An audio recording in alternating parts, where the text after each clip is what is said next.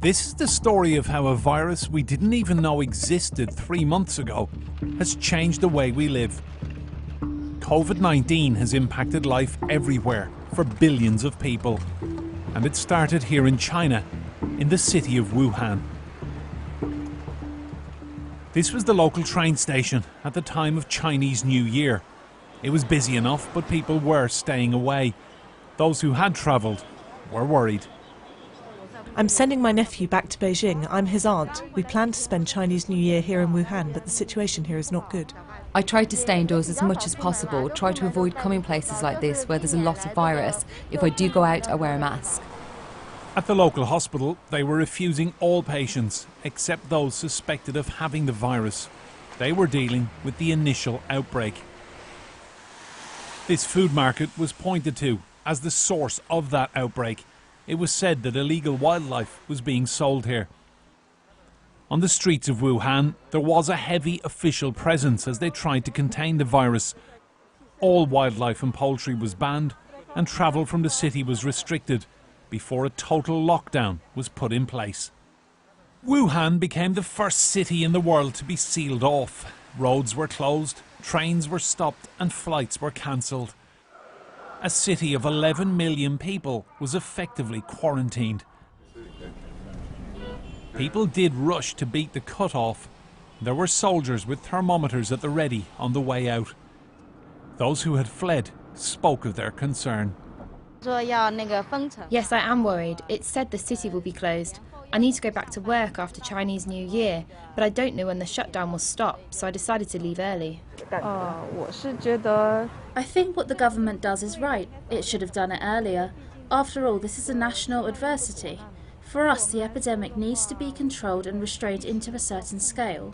I saw it in the news. It was everywhere in the news. No one can get out after 10 a.m. I felt the situation was indeed quite serious.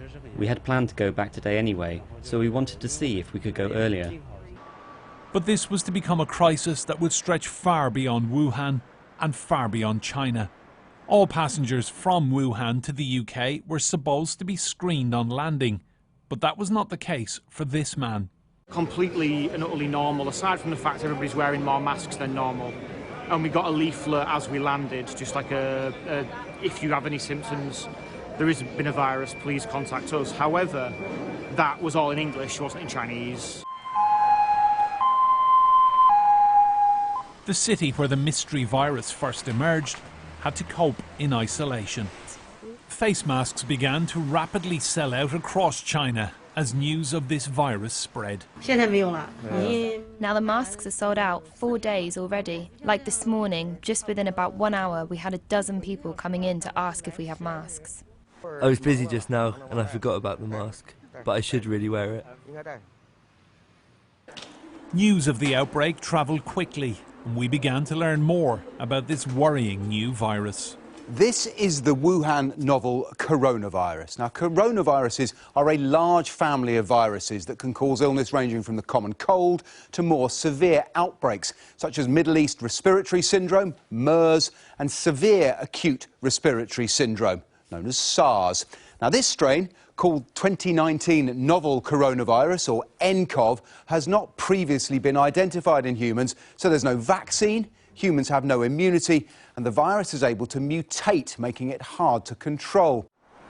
Within days, cases of the virus were reported in other countries in the Far East. In Japan, masked commuters staggered their journeys to work to avoid crowds. Schools shut for most of March. Many offices temporarily closed. Employees like Taki were encouraged to work from home. I'm very worried about the coronavirus, so I'm working from home, and I'm also putting mask and have a sanitizer, and try to not go into the crowded place and avoiding the train, so forth, so on.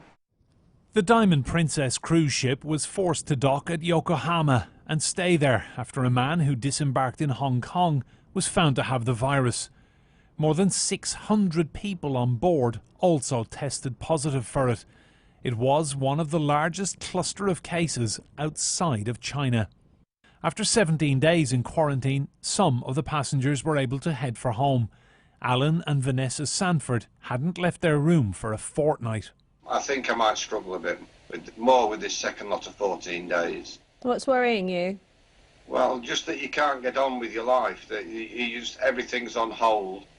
And you also feel, but I've got this certificate that says I'm negative for the virus, and nobody on the aircraft is going to be anything other than negative for the virus. It just seems excessive. But I do understand as well that people are nervous about having people back in the country. And when they got back to England, a further period in quarantine on the Wirral awaited them. This was the advice they were given by one man who had stayed there after getting home from Wuhan.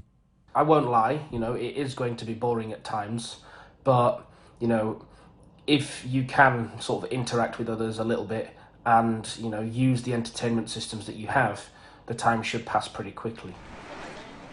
While the Olympic Games are still going ahead, Japan's Prime Minister requested that other big events be postponed. Fewer people means less chance of potentially deadly clusters.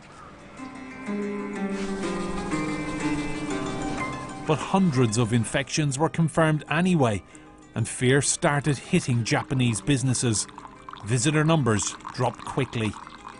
These days, we don't have a lot of people from United States or England or Europe, of course.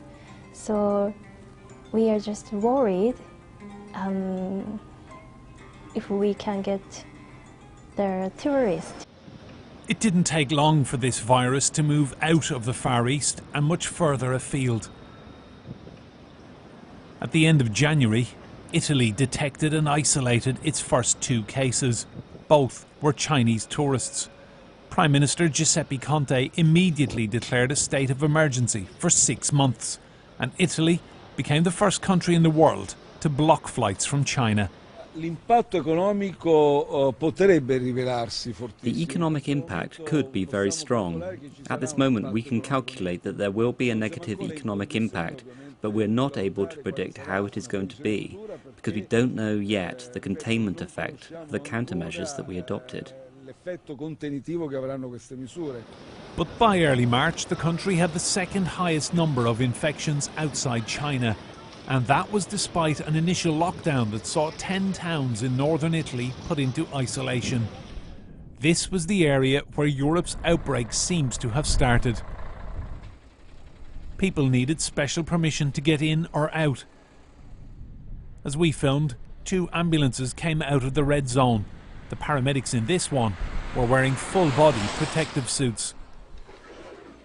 Just a few hours' drive away from here are popular French ski resorts like Chamonix. I worry a lot, but I try to, travel with the mask and be careful, no?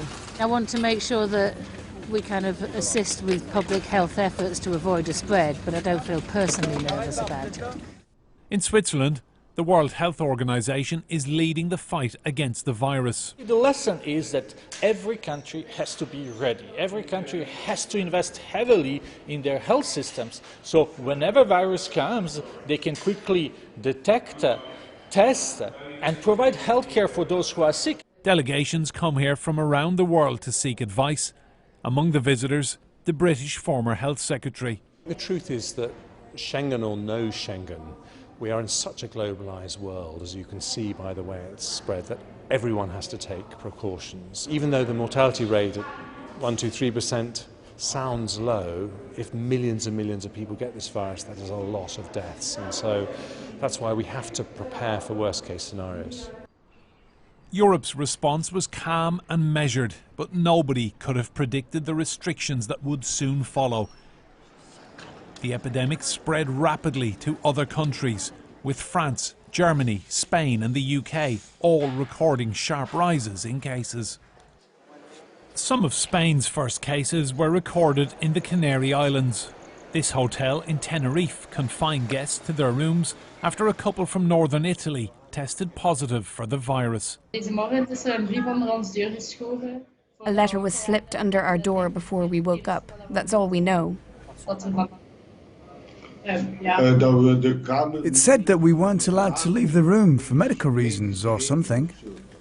Medical tents were put in place outside hotel reception, with doctors ready to respond. The NHS subsequently issued new guidance to people. If people come back from northern Italy and they subsequently, in the next 14 days, get symptoms, we recommend that they self-isolate and then phone 111. While that was Britain's approach, other countries reacted differently. Italy went into a full-scale lockdown. Police outnumbered the public on the streets of Rome. Anyone passing needed a permit and a reason why. The enforcement was calm and compliant, but the cracks appeared quickly. Gomorrah actor Luca Francesi posted this video with his dead sister in bed in the background. This queue for a supermarket shows how seriously Italians took the restrictions. The director of intensive care in Lombardy, the worst hit region, describes the pressure. It's like a bomb that exploded. Like all of a sudden you are like really submerged of patients. So it's like a tsunami that comes. And knowing what you know now, what would be your message to other countries, other healthcare systems? Get ready, because when it starts, then it's again like an explosion. Italy's Prime Minister has announced a €25 billion fund to spend on this crisis, but it has already cost the country hugely. The head of Italy's emergency planning admits that they acted too late. These measures, they come slowly, because all the country have to be somehow brought to these kind of measures. Is the lockdown going to be extended? The lockdown will stay as long as it is necessary. While Italy was in lockdown, no such measures had been put in place in Britain, but the virus was already here. After first emerging in China, the virus moved rapidly and silently, and it was beginning to spread in Britain. In the first few weeks, the infection came from half a dozen countries, from China, Japan, Singapore, Iran, and then closer to home, from Italy, the Canary Islands and France. The first confirmed UK case was in York on January 30th, from China. A so-called super spreader tested positive in Brighton on February 6th. And in the early part of the month, the spread appeared minimal, until by the end of February, 23 cases were confirmed. By March the 3rd, it had doubled to 51. Then it trebled to 163. The first death on British soil occurred at the Royal Berkshire Hospital in Reading at the start of March. The advice remained to wash your hands for 20 seconds. You've got to do two verses. Happy birthday to you. Happy birthday to you. The Prime Minister put forward a £46 million package for scientific efforts towards a vaccine, but it won't be ready to halt this outbreak. It looks to me as though there will certainly be a substantial period of disruption when we have to deal with this outbreak. How big that will be, how long that will be, I think is still an open question, but clearly it is something we're going to have to deal with for quite a while here in the UK. As it turned out, it was only a matter of days before the virus started to impact every aspect of British life. The first big business casualty in the UK was the regional airline Flybe, which had already been struggling. It collapsed, putting 2,000 jobs at risk. The impact of coronavirus on air travel was the final straw. We really tried to do everything that we possibly could back at the turn of the year, and unfortunately, though, with the situation that's developed with Corona, an already weak company, I'm afraid just hasn't been able to survive. In London, extra cleaning of public transport was ordered to combat the virus, but everywhere felt quieter than normal. Well, this is Regent Street, normally bustling, the beating heart of central London. As you can see, it's extremely quiet. No wonder business leaders are worried. The restaurant sector has already seen a massive drop in the number of customers coming through its doors. San Carlo is one of the most successful restaurant groups in Britain. Damash, una bruschetta, sego, uno spaghetti cacio e pepe, un tagliolino mazzara. Employing 1,100 people with a turnover of around £100 million a year. Aldo Zilli has been in this business all his life, but can't remember a challenge like this. Service! We don't know what's going to happen. We're fighting a battle. We're at war with no one to fight, so we don't know we're fighting. It's quite obscure, you know, in my opinion.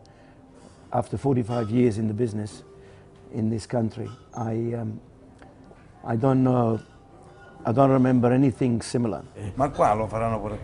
Carlo Di Stefano founded this business and acknowledges these are worrying times. I never knew it could happen in 2020. It really shocked me that. And sometimes I get up in the morning, I think it's like a bad dream. You know, I got to stop. It's crazy. I mean, yesterday was dead. Today look like I got to be dead again. People cancel. When the phone rings, cancel. So it's very, in London, very, very bad. Okay, ladies? Everybody all right? It's about staying positive. It's about staying open if we can, if they don't close us, you know, because they might just say, like Spain and Italy and France, you know, what we have to do, we have to listen. But going forwards, you know, it's a lottery. We have to stay positive and keep our customers as safe as possible. Ireland's government decided to shut all schools, colleges and universities for at least 2 weeks. But I just hope it doesn't go on for so long, because the panic has really set in with parents right now. The kids are going to be fine. Yeah, they're going to be bored off their heads, and the mammies will probably give out because they're going to be driven wild. We sent home initial work for the boys to do, but teachers can add to that as time goes on. So it's not major work that's been sent home. It's work that will keep the kids occupied. Supermarket shelves quickly began to empty in Dublin. And then came the decision to shut all pubs, bars and restaurants until the end of March. It was unprecedented. At this Dublin pub, the owner had to lay off his staff and close the premises, like every other bar in the country. What we're looking at is we're looking at the closure of 7,000 pubs, you know, around the country, and that's estimated to be 50,000 jobs that have been lost as of yesterday. So the impact of that is absolutely huge, and plus the additional jobs that will be lost through the guys who supply into the pubs as well. So you're looking at wholesalers and then the guys supplying product in as well. So there's a massive amount of job cuts. From the air, this was the impact of the virus on central London. Trafalgar Square almost deserted. Some roads empty, other drivers determined to carry on. The Prime Minister vowed to give people all the help they need. Yes, this enemy can be deadly, but it is also beatable. This government will do whatever it takes. There was a promise of 3 months' help for people struggling with their mortgages and a massive financial war chest to assist business.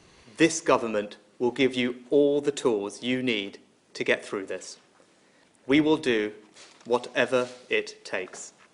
Today I am making available an initial £330 billion of guarantees, equivalent to 15% of our GDP. That means any business who needs access to cash to pay their rent, their salaries, suppliers, or purchase stock will be able to access a government-backed loan or credit on attractive terms. And if demand is greater than the initial £330 billion I'm making available today, I will go further and provide as much capacity as required. I said whatever it takes, and I meant it.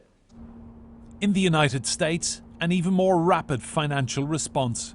Government checks could be rolled out to citizens as early as April. We're looking at sending checks to Americans immediately.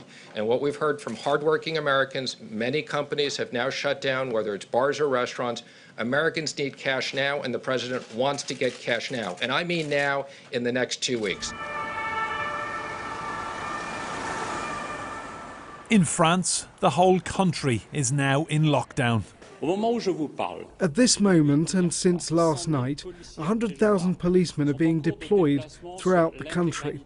Their mission will be to make sure that each person has their signed declaration if they go out. The nation of liberty and fraternity has curbed the freedoms its people so cherish. Queues at the supermarket, but people remain calm. It's an important thing for everyone to stay at home, because it's thanks to that we cannot stop the propagation of the virus. Non, j'ai pas de peur. Pourquoi pas? Bah, je sais pas, c'est un virus, ça va passer, hein. In this town centre, the florist gave away his stock before the town's bells signalled the start of the lockdown.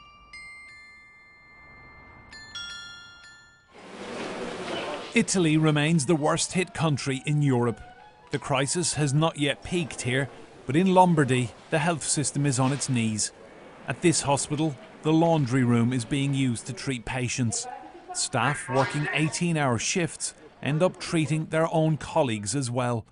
A surgeon in Bergamo gave this update on the desperate situation. A progressively increasing number of nurses and doctors get sick and stay at home. Some of them are hospitalized too, and some of them are in the ICU too. And what would you say to your colleagues in Europe? To get prepared to shortage of things they would never think could get short of. For example, oxygen. And personal protection devices are stolen. We have to face these problems that we could never imagine before.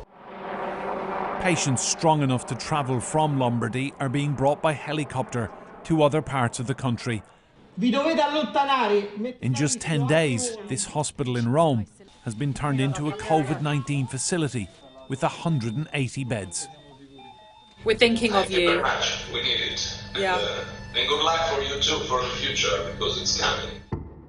In the space of a few weeks, this virus has spread and spread. We've seen how governments around the world have reacted to it. Now we're seeing how people are being forced to change every aspect of their lives. This is a rapidly evolving situation, and nobody knows what is going to happen next. But one thing is certain: COVID-19 has changed 2020 beyond all recognition for everyone, everywhere.